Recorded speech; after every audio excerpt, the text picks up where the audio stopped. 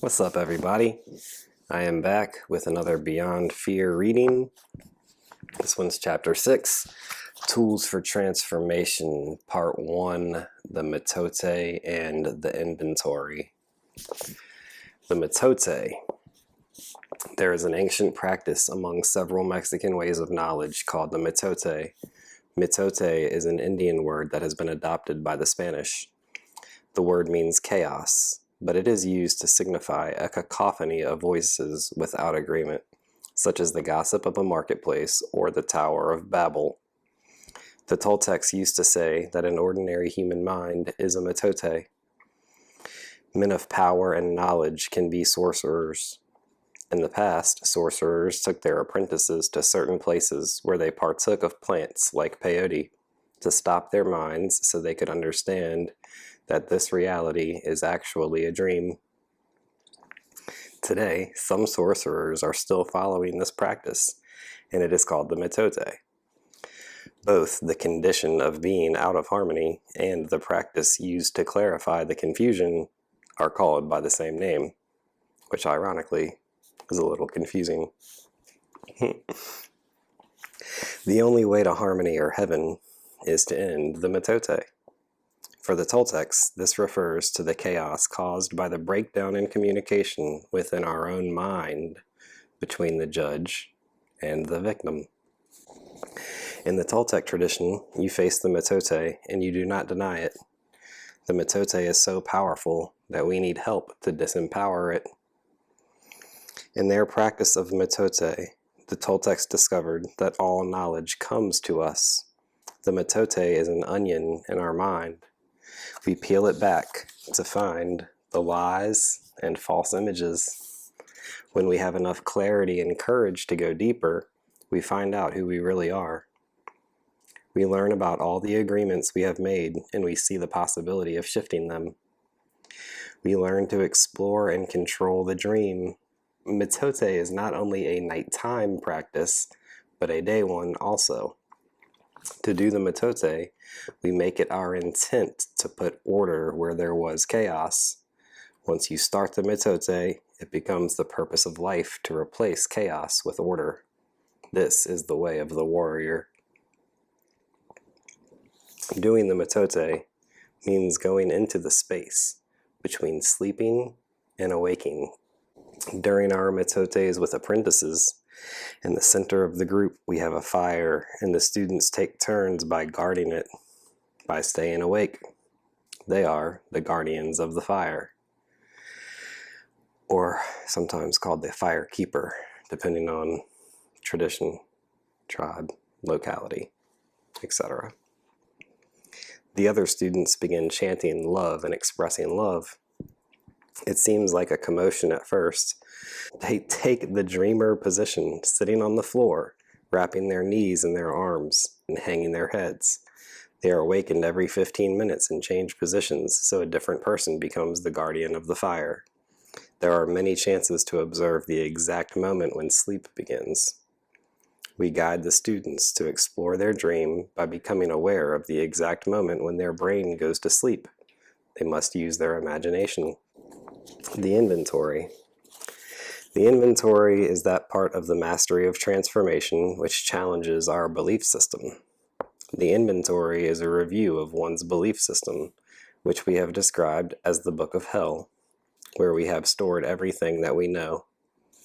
In making this review, the warrior recapitulates everything he believes. Miguel's students are instructed to make frequent personal inventories. The purpose of the exercise is to recover one's free will. The inventory is your armament when you challenge your parasite. The parasite is a composite made of the Book of Hell, the judge, and the victim within your mind. Look at your personal dream. Be honest with yourself. Are you happy or not? Your inventory will be based on the concept of happiness. The closer you are to happiness, the closer you are to the dream of heaven on earth. Remember that your beliefs were given to you. You didn't even choose them. The beliefs that make you happy are worthy of being retained. The beliefs that cause you unhappiness can be reviewed and altered. Your goal is to reprogram your beliefs to achieve freedom from fear. Free will is our right to make our own decisions. When we behave as a warrior by using our free will, we have a second chance to choose what we believe. The problem we face is that our old belief system penetrates our entire mind. When we make our first review of our belief system, we do not see any space for new beliefs, but we make space for new beliefs each time we transform an existing belief. The inventory is a very old practice from the Toltecs. It is a recapitulation of your whole life, or whatever has happened to you. It allows you to let go of all those beliefs that create the dream of hell.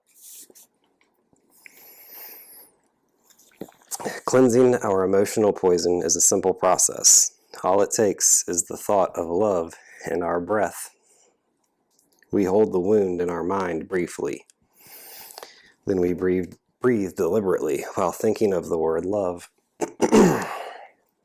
We can apply this cleansing routine to old wounds and new ones.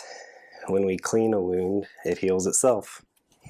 We cannot clean a wound by sharing the poison with someone else.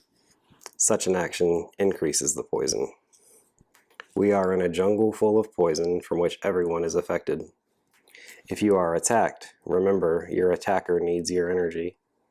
When you become a master of transformation, nothing will harm you, nor will you find that you have interiorized any poison from others. As you cleanse the wounds from your past, you will become alert in your daily life and no longer add emotional baggage to your soul. It will become habitual to cleanse your emotions every day, if not immediately at the time they are felt, then later before going to sleep. In your review, there is no judge or victim. This concept has far-reaching implications for the field of therapy. In the Toltec way, getting rid of poison is a self-realized activity. It does not require a therapist. Making the inventory brings into our mind all those beliefs and events in our life that carry emotional poison. Ask yourself, how open is my belief system? If your beliefs are held rigidly, you may feel afraid when you question or interpret your book of hell privately. It is for this reason that apprentices develop their awareness before they undertake the inventory. Toltecs discovered the mastery of awareness when they became aware that this plane of life is a dream. They learned to observe the dream of the planet without any emotion, and they recovered clarity of mind. Awareness and clarity lead to change. Change is possible if you make use of the Toltec masteries. See everything the way it is, then you have a chance. Awareness gives you an opening. By following this simple plan, you will begin your exit from hell. We don't need to wait to go to heaven until we die, but we have to get there before we die. It is far easier to leave the dream of hell while we are living than it is after we are dead. Between us and freedom from hell, one of our traps is our own self-importance, with its pride and its fear of shame and punishment. In recent years, many gurus are teaching others to blame their suffering on their parents, spouses, or other people. They are teaching their clients to be victims. The Toltec system teaches that we are no longer little babies or helpless. We are strong enough to change everything. No matter what conditions you find yourself in, you have the power to change them. The effects of your wounds are lessened if you realize you are dreaming. You can change your inner movie because you are the director, writer, and actor, and you have all the power to change the story you are living.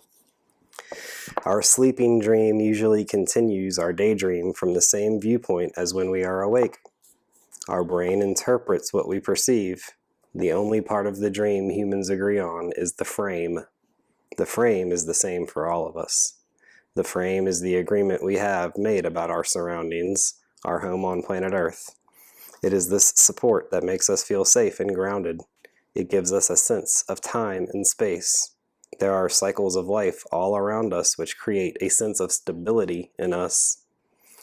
We notice the changes and cycles of the moon, year, and seasons.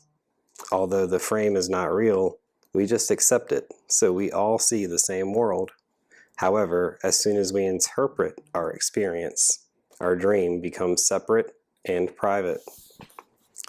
We don't understand why we suffer. We don't realize we have a choice, but we do have a choice. We are not totally responsible for the dream because it was here when we were born.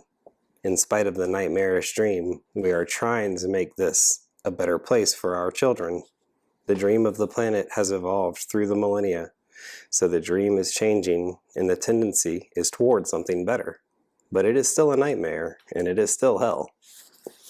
Our task is to use this lifetime to extricate ourselves from the dream. We cannot afford to wait for the dream to evolve into fearlessness. We must act for ourselves. At first, it does not look as though we can leave the nightmare. The structure of the dream humans have created appears perfect. Nonetheless, we don't have to suffer any longer. Once we are aware of the dream, we can attempt to get outside of it. Awareness makes it possible for a person to leave hell permanently. We begin by noticing that we suffer for the little things that we feel belong to us, that we need to control and defend. We can watch ourselves as we overreact to injustice. We can see ourselves in our need to have revenge, and we realize there is no end to getting even. Every human becomes a demon for the rest of humans and keeps the rest in hell. Each time we remember our partner's mistake, we make him or her pay again. Either the wife or the husband can become the demon through the act of revenge. We use a lot of emotional blackmail. We use guilt and blame to control the people that we love. We make promises. We fill our life with expectations and obligations. We have no eyes for real justice. Each person feels he or she is always right and everybody else is wrong. We believe our opinion is most important. We have to lie to ourselves and to everybody else. Everybody lies in this world. To say you are lying is not to make a judgment. It's just the way it is. Lying is a defense based on fear. We don't want to see our personal wounds, our anger and jealousy, or to see that we are afraid. We are playing with false images of ourselves in our lies. There is no communication between humans because of our lies. As warriors, we have come to the point of changing our life. We are going to transform it. We will stop the lies. We will give up our self-importance and exchange it for the freedom that comes when we get out of hell.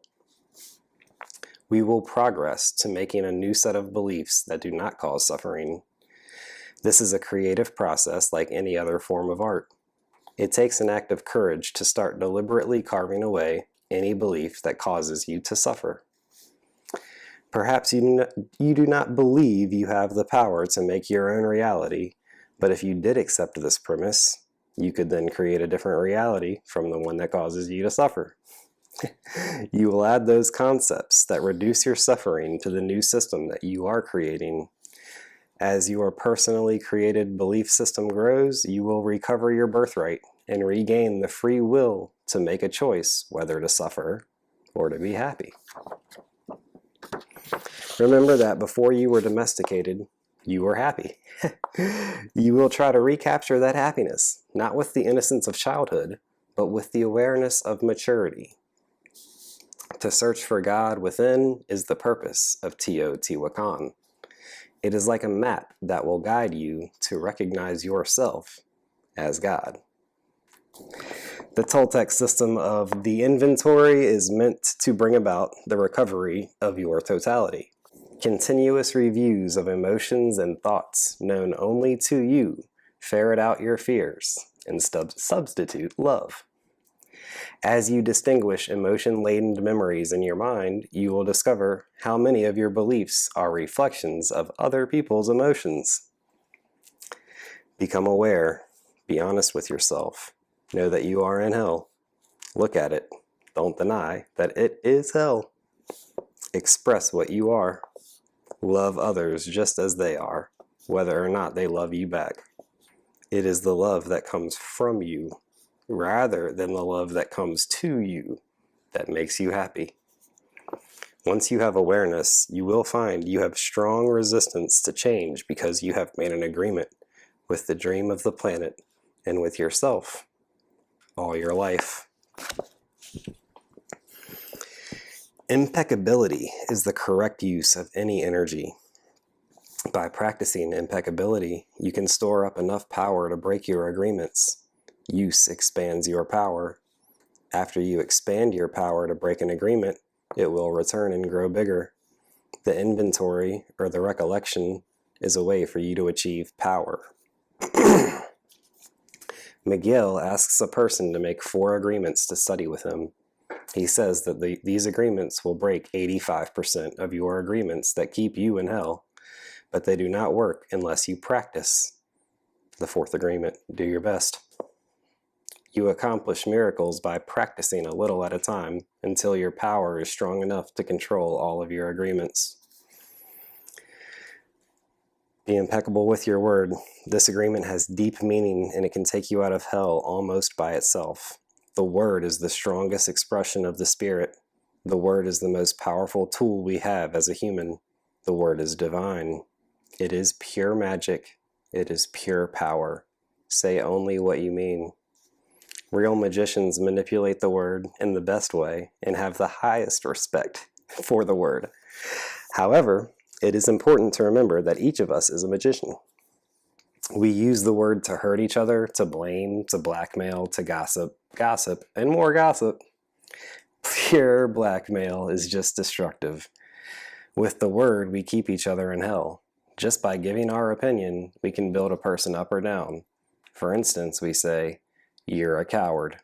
It affects the person for ages.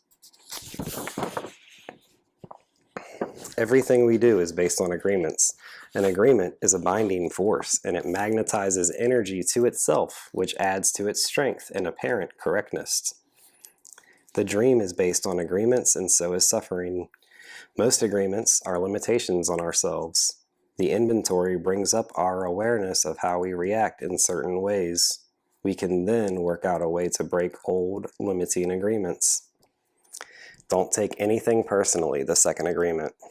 We take everything personally when our personal importance leads us to make the assumption that whatever happens is because of us, which is why we continue to hurt each other and brood about what we call injustice.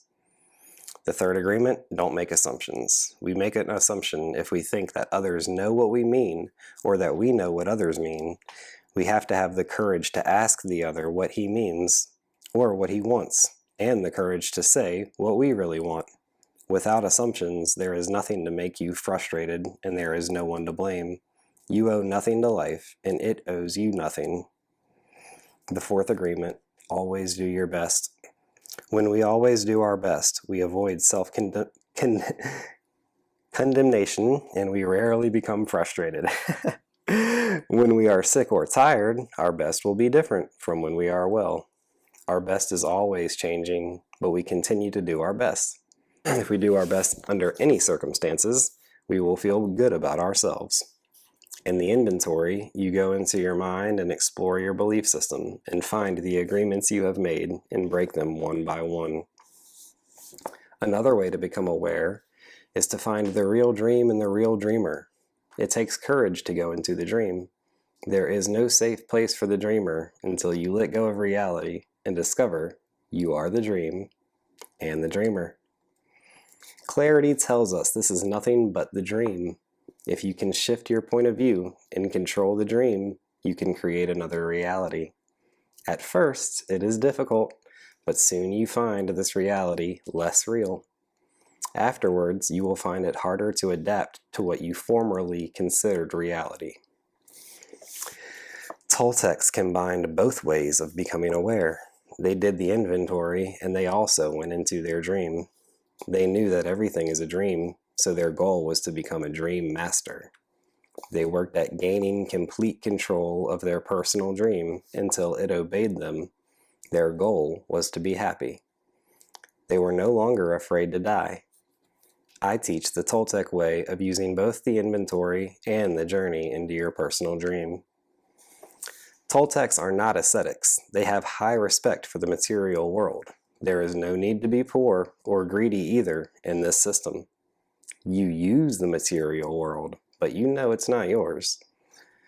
Most agreements represent attachments. We say, this is my body, my house, my family, my life. But it is not true. If you are afraid to lose your material or emotional acquisitions, that is hell. As Toltec Naguals, shamans, whatever, you know what I'm saying. We give our body total control of the body. We let the body claim its personal power. We honor and we love our body and allow our body to be just what it is without shame or revulsion.